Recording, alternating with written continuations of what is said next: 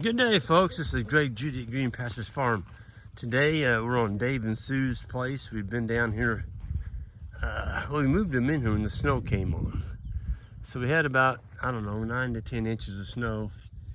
And snow was deep enough that we couldn't unroll hay down here. And so we brought a little V plow down, hooked it on, actually put it behind the Toyota. And you can kind of see the snow banks that are still left from where I stacked it up a little deeper than the rest of the snow. It's more prevalent. You can see it better over there. But this was stockpile, and the snow covered it up. And so what we did is I windrowed it with a V plow, that little board I made out of, it's basically cedar and plywood. And it's an 8-foot wide deal that sets on the ground, and it just throws the snow kind of like a V plow would. But I was going to show you, this is the area that we had Johnny in last summer. This was solid trees when we started down here. We're not there yet. But I had him come in here and thin them out. And there's still plenty in here. We may end up taking out a few more, but there must have been, oh gosh, probably 200 to 300 trees in here.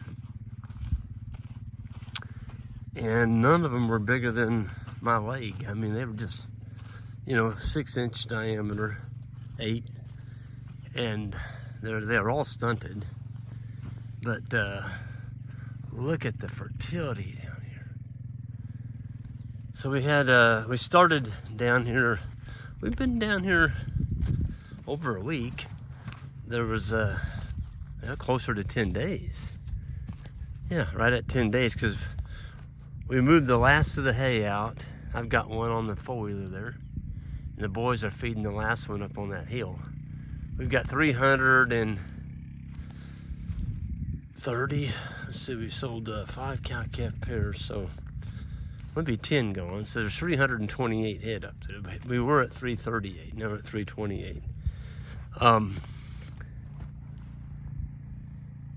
This was all trees.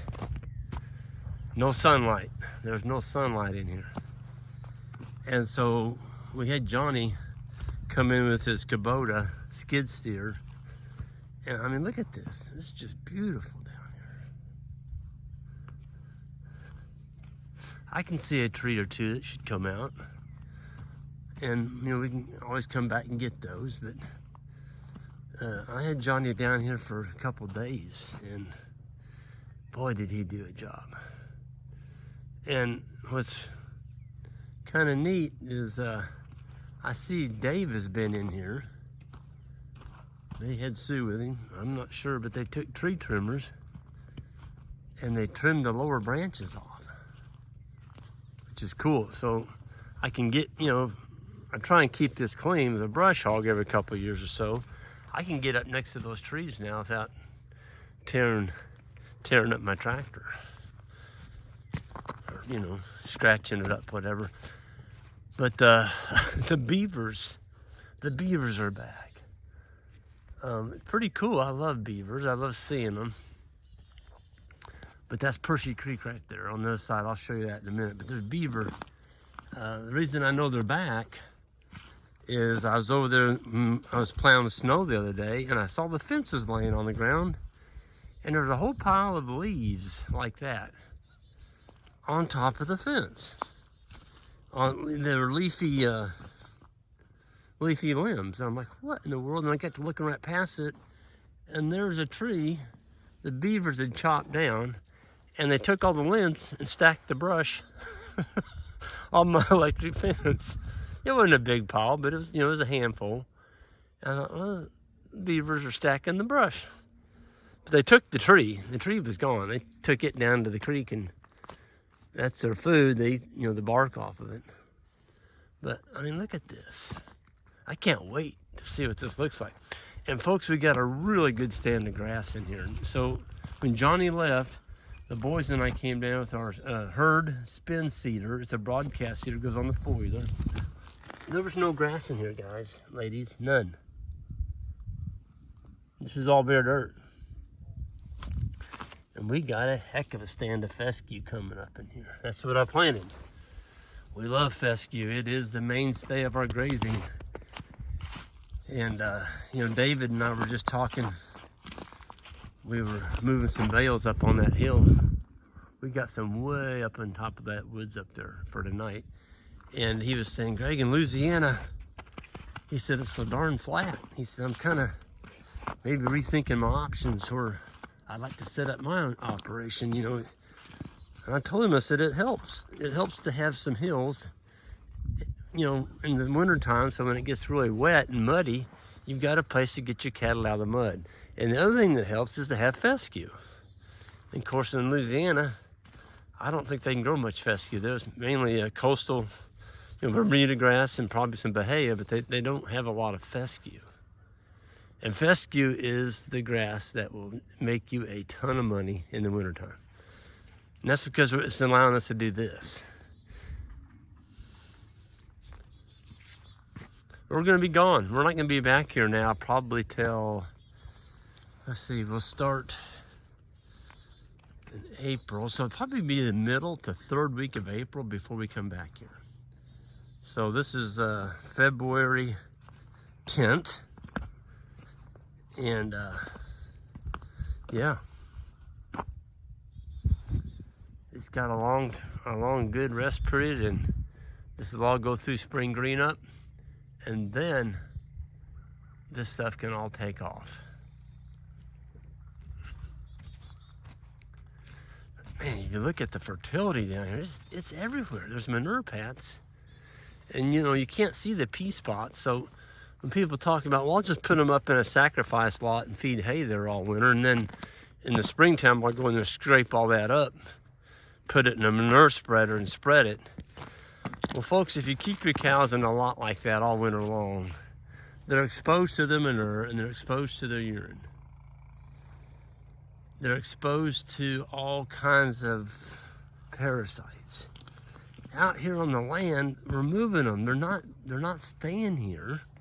They're being moved, so they're not, it's not like they're here all winter. They're only here for, you know, 7 days, 7, 8, 10 days, and we're gone, and we're moving them to a new section. It's not like they're sitting right there for 10 days.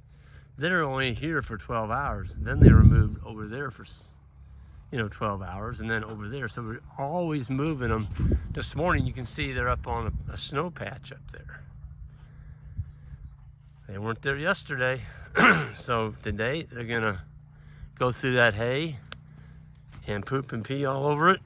And people, oh my goodness, Greg, you're wasting. Am I? Well, look at this. Look at the seed. Folks, that's all fescue and orchard grass and timothy. We've got all kinds of beautiful hay seed that came out of the hay laying on the ground. Compliments of the cows. And the Greg Judy bale unroller that we use to unroll all of our hay without using a truck. We've got 2 ATVs down here this morning. David and I were on one group and the boys were on another group, and that's how we got all that hay up there. We did it in less than an hour. There's a pretty good stop. Pick that dude up. That sucker's solid. Go ahead and put it in this fence row. The problem with something solid like that is if a four-wheeler runs up on that one end and kicks this end up in the air, it could hit the bottom of your four-wheeler and do some damage. So I'm gonna throw it over there in that brush. There we go. Yep.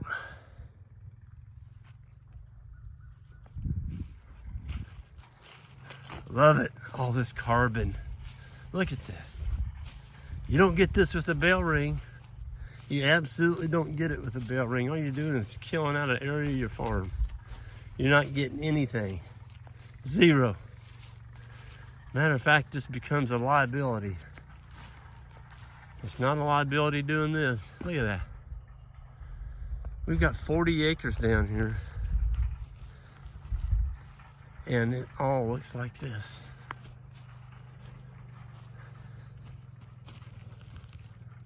Dave and Sue have a beautiful farm.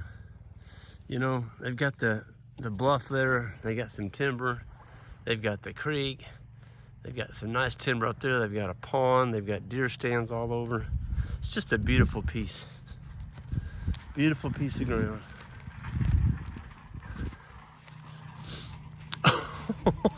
Here's an autumn olive Johnny pushed out.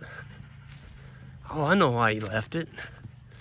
He got to pushing on that, and look what he got into.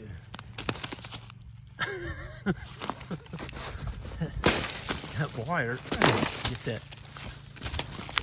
I bet that, I don't hear it popping though. See that wire sitting on that? Yeah. We gotta get over here. Just like get that up off that dirt. There we go. Yep, maybe I need to come over here.